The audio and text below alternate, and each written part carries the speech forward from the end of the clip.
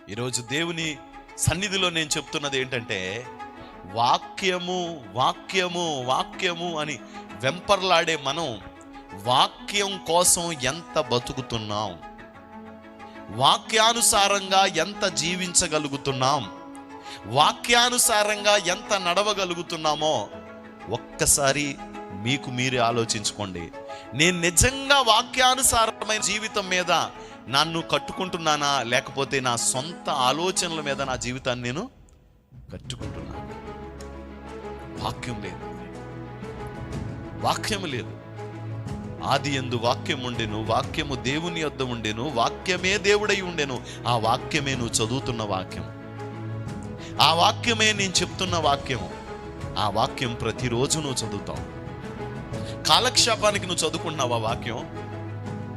మరేదో పుస్తకం చదివితే నీకు పుణ్యం వచ్చినట్టు ఈ పుస్తకం చదువుతున్నావా?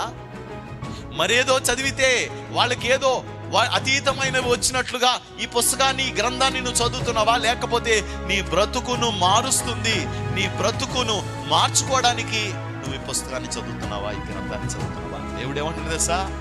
మీకు దేవుడు ఎవరో తెలుసా? వాక్యమే. మీరు చదువుతున్న వాక్యమే, మీరు వింటున్న వాక్యమే, మీరు అనుసరించడానికి నేను చూపిస్తున్న మార్గమే వాక్యము.